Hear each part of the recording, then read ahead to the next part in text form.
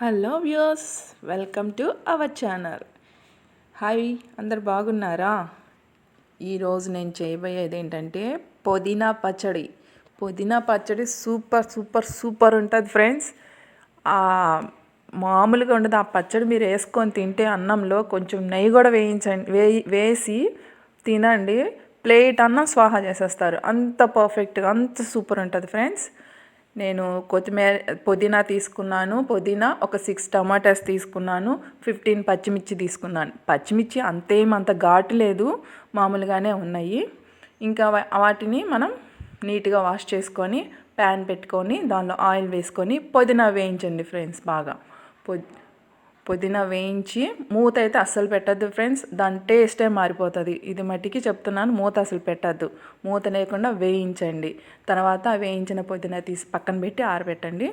దానిలోనే టొమాటోస్ బాగా చిన్న ముక్కలుగా కట్ చేసేసుకొని పచ్చిమిర్చి కూడా వేసి వీటిని కూడా మూత లేకుండా ఆయిల్లోనే బాగా వేయించండి ఫ్రెండ్స్.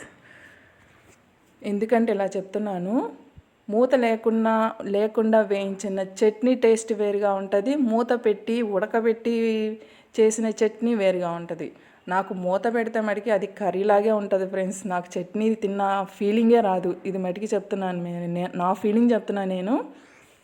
ఇంక ఇలా టొమాటో పచ్చిమిర్చి వేయించుకున్నాక దానిలో కొంచెం కరివేపాకు, ఒక చిన్న గోళీ లాంటి చింతపండు వేసుకొని మగ్గనివ్వండి.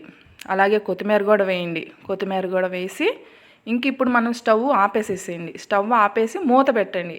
అప్పుడు అది కొంతసేపు మగ్గిద్ది, ఆరిపోతుంది. ఇంకా అది రెండు ఆరిపోయిన తర్వాత మిక్సీ జార్ తీసుకొని దానిలో కొత్తిమీర వేసి నెక్స్ట్ ఇవి వేయించుకొని ఆరబెట్టండి ఫ్రెండ్స్. మళ్ళీ ఆరబెట్టకుండా అంత వేడివేడిది వేయబాకండి.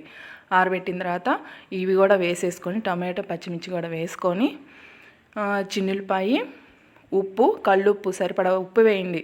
ఉప్పు ఎక్కువైనా టేస్ట్ బాగుండదు, తక్కువైనా టేస్ట్ బాగోదు. అందుకని సరిపడంత ఉప్పు వేసిండి. జీలకర్ర వేయండి. జీలకర్ర మట్టికి బాగానే వేయండి, 1 టీ స్పూను వేసి మిక్సీ పట్టేసేయండి. మిక్సీ కూడా కచ్చాపచ్చగా పట్టేయండి.